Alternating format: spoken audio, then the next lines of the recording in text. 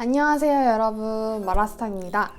오늘은 중국의 인터넷 트렌드 변화에 대해서 얘기를 드리려고 하는데요. 대부분 BAT는 많이 들어보셨겠지만 피카츄 같은 이런 기업들은 상대적으로 좀 덜 들어보셨을 것 같아서 이런 기업들에게서 나타난 변화와 앞으로 중국 인터넷 기업들을 보실 때 뭘 주목하셔야 되는지에 대해서 얘기를 드리려고 합니다. 첫 번째, 주체를 바꿔라 입니다. 여러분들은 어떤 제품이나 뉴스 검색하실 때 보통 어떻게 하세요? 마음속에 이미 뭘 검색할지 생각을 하고 그 웹이나 앱을 열어서 검색을 하시죠. 이미 검색어가 내 마음에 있는 거예요. 이게 전통적인 서칭 방식이었습니다. 최근에 나타난 변화를 보면 내가 검색하고 싶은 내용, 내가 보고 싶은 내용을 역추천해주는 알고리즘 방법이 유행을 하고 있습니다. 핀토토는 SNS 기능을 결합한 전자상거래 기업인데요.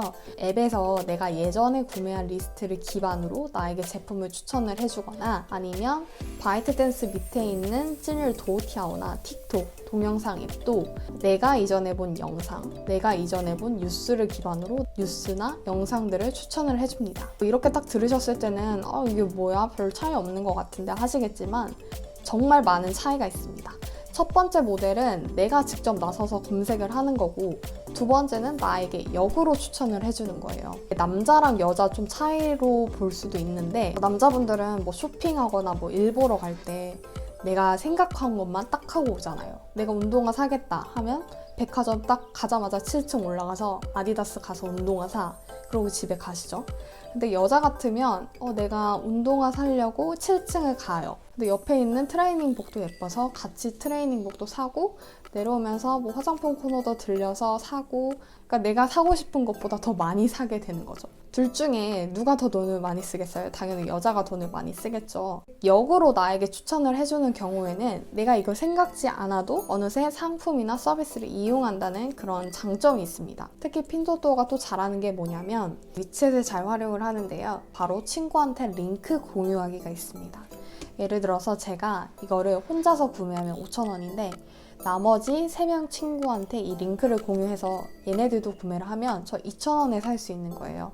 그래서 제가 어떻게든 이 24시간 안에 3명을 찾으면 절반 가격 이하로 이제 싸게 구매를 할 수가 있고 위챗 친구가 없으면 네이버에서 공구해가지고 사람 찾듯이 그런 모델을 통해서 구매를 싸게 할 수가 있습니다. 그럼 저는 애초에 이 핸드크림 살 생각이 없었지만 사람들이 추천을 하니까 가격도 싸고 어쨌든 필요한 물건이라고 합리화를 하면서 구매가 빠르게 이뤄질 수 있습니다.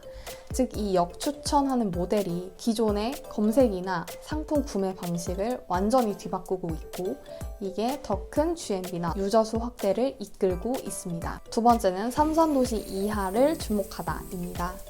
대부분 상하이 북경, 심천 정도를 많이 알고 계시죠?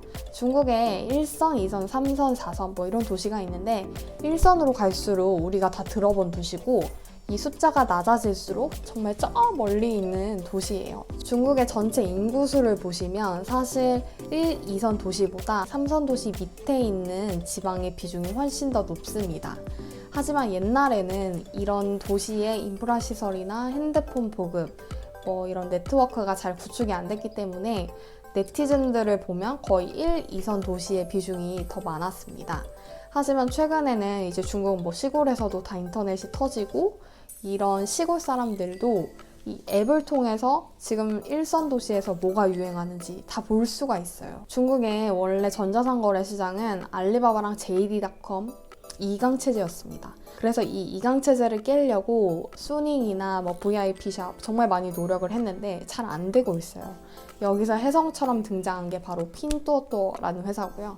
이 회사는 이 두 개 기업이 1선이랑 2선 도시에 주력을 할 때 상대적으로 소외받는 3선 도시 밑에를 주력을 하면서 GMB를 JD.com이 10년이 걸려서 달성한 걸 3년 만에 달성을 했고 이미 3주 전에는 JD.com 시총을 뛰어넘으면서 중국의 2대 전자상거래 기업으로도 부상을 했었습니다. 3선 도시 이하 주민들 같은 경우에는 지금 가처분 소득이 사실 1선 도시 한 10년 전 수준이에요. 한 15,000위안 정도? 하지만 여가 시간이 훨씬 더 많기 때문에 이 앱에 머무르는 시간이 길고요.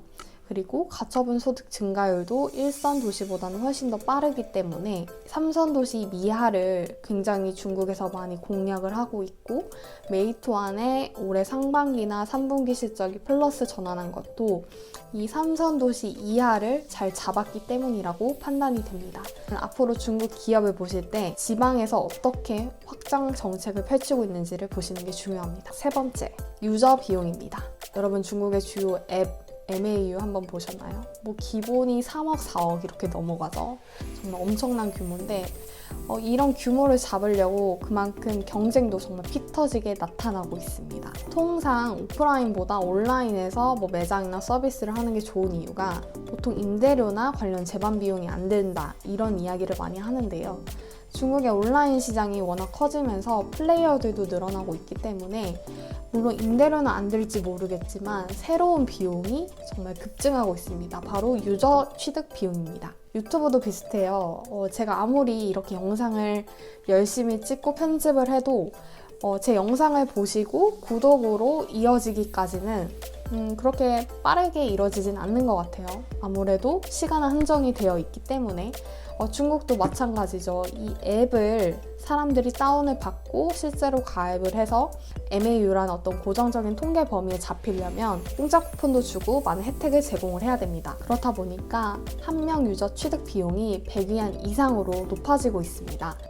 하지만 제가 핀도토 앞에서 말씀을 드렸을 때 링크를 친구한테 오히려 공유를 한다고 했죠. 핀도토가 직접 홍보를 하는 게 아니라 그 서비스를 이용하는 사용자가 알아서 홍보를 해주는 거죠. 근데 지금 핀도토어의 1인 유저 취득 비용이 7위안입니다. 이거는 진짜 업계 내에서 약간 혁신적인 수준이에요. 그렇기 때문에 3분기에도 여전히 적자를 기록을 하고 순이익 적자폭이 확대가 됐지만 첫날에만 주가가 꺾이고 다시 조금씩 반등하는 이유도 이 GMV가 커지는 상황에서 유저 취득 비용은 현저히 낮기 때문이고요.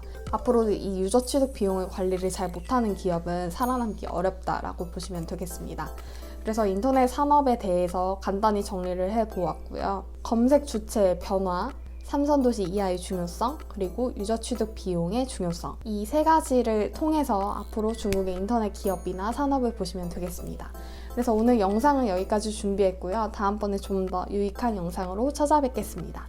그럼 여러분 다음 시간에 봐요. 再见!